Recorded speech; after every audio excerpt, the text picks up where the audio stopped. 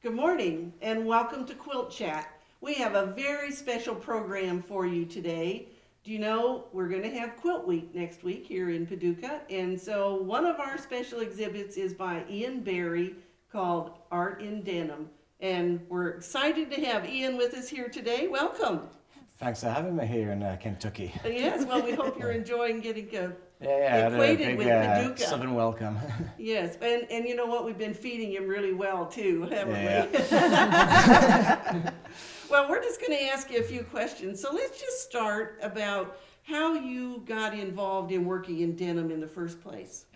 So I was, I did the school projects yesterday in Kentucky, and it brought back the memories of when I was at school. And I was known for doing art, and people were always asking me to create things, and I was the arty one. And somewhere along the line, I was discouraged from doing art at university, so I did graphic design. But while I was doing that, I went home to my parents' house, and my mum was like, "Well, you're never going to come home, are you?" And she'd cleared all the bedrooms. There's things there which you don't want your parents to see, but then there was a big pile of jeans. And I'd just done a collage out of newspaper of Tony Blair, who was the then Prime Minister. And I just thought, well, if I can do that out of newspaper, perhaps I can do it out of these shades of denim. And when I was looking at the denim, I remembered the memories of wearing them. And I didn't want to quite throw them away, even though I couldn't fit in them anymore. So it was a pile of denim. Yeah, that started it. So I started cutting them up, doing quite simple faces at the time. I did people famous for wearing denim, so like Marilyn Monroe, James Dean, and Debbie Harry, who was the first one to really be known for wearing double denim. And because I had this marketing background, I was like, wow, these people wore jeans, and then the rest of us wore jeans. Beforehand, it was just cowboys, miners, seen as a workwear. They were workwear. So I've grown up 150 years ago or whatever, right? So the kids yesterday would have grown up with denim just being the go-to item of clothes. Whereas even when I was growing up, I remember that denim was banned to wear some places, and now it's quite acceptable in most places. So when I was working with them, I started seeing eventually people's reactions to them. And I think there's something in the denim which is quite welcoming. So it's not just my work, there's something in the denim which is familiar, and I'm doing quite familiar scenes. So putting them together makes something quite new, and they see something quite differently. People are comfortable. Well, so many people, when I have shows in London, come in and say, I'm really scared of coming into a gallery, but I just had to come and see this. And I think there's something in the denim which does that. And I mean, going back 15 years, I think I was scared of going in galleries sometimes, of those kind of cliches of scary, snooty galleries, and it's not really, once you're in, it's not really like that. Particularly now that your work appears in museums, right? Well, yeah, I mean, but I think most people are just people. You get a few. You had a lot of recent press about a museum exhibition that you had in New York with the flowers, and you were able to walk through the pieces. Yeah. I thought that was astounding. It was so beautiful. So you're going to get a chance to see this next week. Oh, good. I didn't know you were bringing that. That's good. So it's going to be in a different format, but I took it down last week in New York, which I think it took about 3 weeks to put up actually. Wow. And create it all together in look, because I was working in Italy doing it, I was doing some in London. I had for the first time some helpers who were doing it in France for me.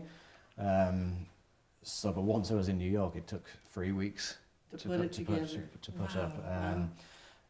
So it's going to be a smaller scale. Well, it's going to be adapted. So it's going to be from a secret garden. It's going to be more of a communal garden in a block of like a street.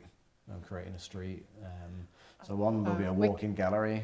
We can't wait to see all of this. One's a record store, one's a laundrette, and then in a little alleyway is going to be a secret garden. Well, now you have something that's kind of unique about the denim you used when you put that together. Tell us what that is. The garden? Yes. Yes, so I've always prided myself at everything. It's just my hands, scissors and glue. And obviously just the jeans, which isn't dyed, isn't bleached. And that can be quite restrictive. And I've decided that for this museum, which is actually a children's museum, I wanted something that they can interact with and play inside and go in. Oh, And kids are not playing in gardens anymore because we're all sat here like this. Yes, That's So true. I wanted to create this garden for the parents to go in and hopefully then perhaps go into a community garden in New York, which was a lot. But the way I made it was different. I was like, if I did all that by hand, there was not a chance I had about 2 months notice to actually take up this opportunity. So I worked with a company in Italy called Tinello that make laser machines, and we lasered a lot of the shapes. So you cut a lot of it with a laser. Yeah. And then, okay, so now what I really want to get to is about the bolt of denim. Yeah. You told us the other night that the bolt of denim that you used was the last bolt produced in the United States. Yeah, so it's from some of the last runs of from White Oak, which is in North Carolina. In the denim press and the fashion world, it was quite big news at the end of last year. And then I think it was January, cross between December and January when the mill closed. So you actually now can't get mass-produced denim in America. And for me, like I think of America, I think of denim, I think of denim, I Right. think of It's America. sad. Right. And it's really, really sad because to a lot of denim people, it was like a heart of this beating economy. It was, people, I saw people cry over the news that this was Really? closing. And then I was like, why is this not on, the national news? Why is this not big news?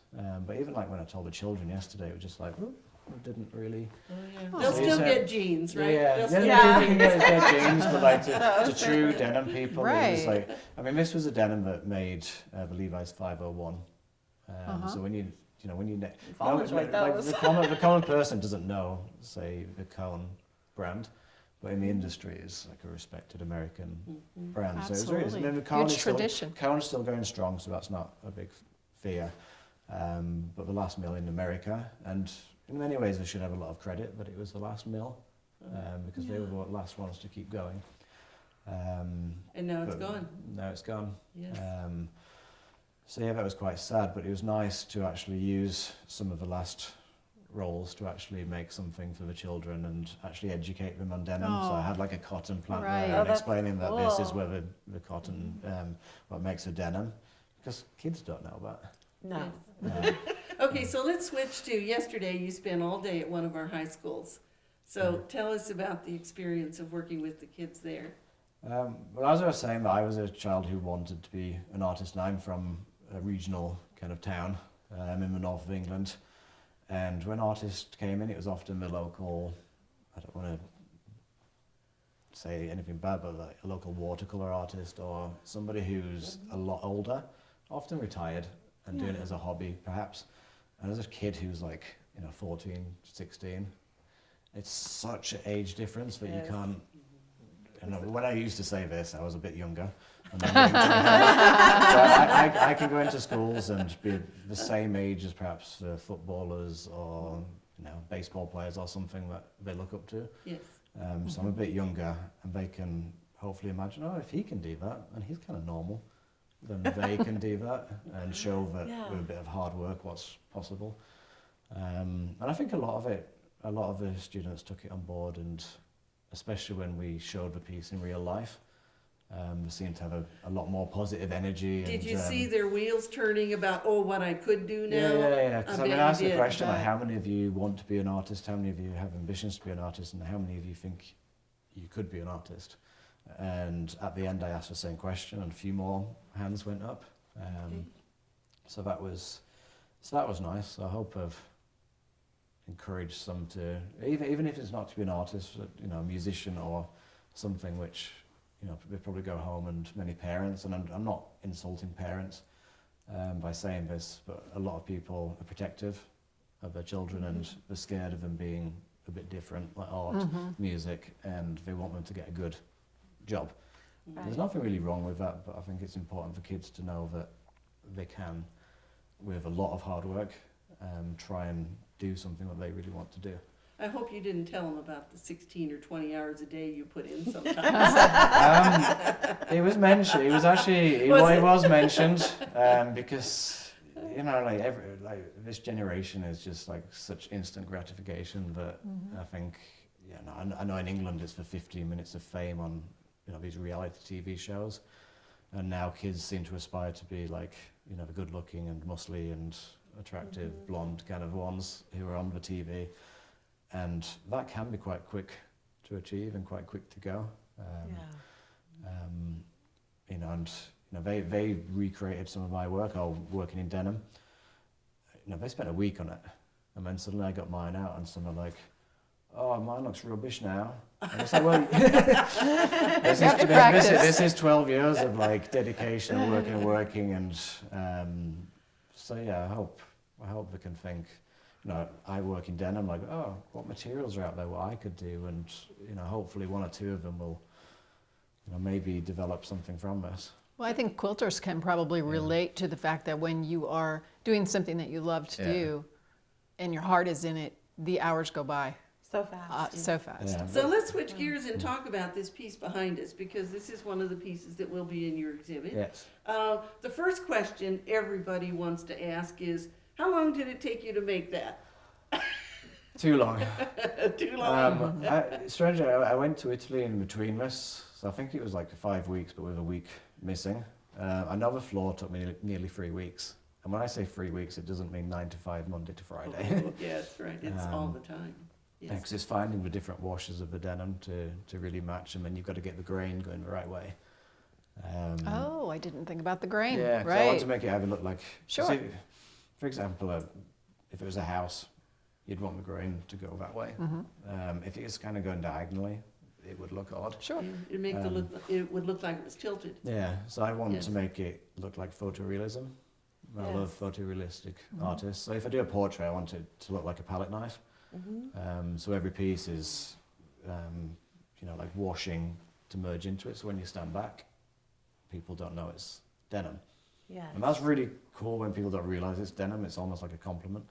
But sometimes you need people to know. And it's always funny in America when I come and say if I do like something down in Basel Week in Miami, there's so many artists down there, so people get tired. People are walking around just kind of like aimlessly looking for something. And then we walk around again and go, oh my God, it's made of blue jeans! And that moment is always kind of special, but like without it, it's a bit like, oh, blue tone photograph or painting, it's Yes. not And as when they interesting. do that, now you have everyone's attention, don't you? Yeah. That's Yeah, pretty yeah. cool. Yeah. When you put the pieces together, do you use glue? Yes. Right. And do you use your fingers? Do you use tweezers? How do you apply? Well, it's, The fabric pieces. It's all with fingers. I was telling my kids yesterday that the worst thing that can happen, because I ration my jeans, because you know if it's a really nice wash, and the bigger pieces are harder to glue, and if suddenly I kind of get some glue on front, I actually have to throw it away because like Cut it no down for glue. something Yeah, well, I else. could do that. Yeah. Interesting as well. Like I can let it dry, and it's easy to cut that way. Yeah. Oh, yeah. Now, we sometimes use glue for different things when we make quilts too. And so what happens when you get all of that glue on your fingers and now you've got it on the edge of your fabric and Stand up and do that. Yeah. so these are your working jeans, Yeah, I aren't they? that's, so I'm, just for the benefit of people watching, I am wearing these because I'm going to work afterwards. It's not for like, trying to look at me. Well, that answers the question. You just wipe it off. Yeah. Okay. And like on the tops often and... So yeah. the beginning part of your process, do you draw these out to plan it? Sometimes or? I do, but most often than not, it's now photography. So I set up a photo shoot. So like the piece behind, we went to her house and I got the model to sit on the steps. I lit the top of the steps and like some different areas. Then I photograph it, or I get help from a photographer because my photography skills are not so good. But this one I actually took the photograph and then I work from a photograph. Okay. But I will add in more light. So like on the tiles, I will be Right. emphasizing the light a bit more and like really making it pop out. Yeah, your attention to detail is incredible. And Well, especially your So use of sometimes, light. sometimes I wish it wasn't. Right? Yeah.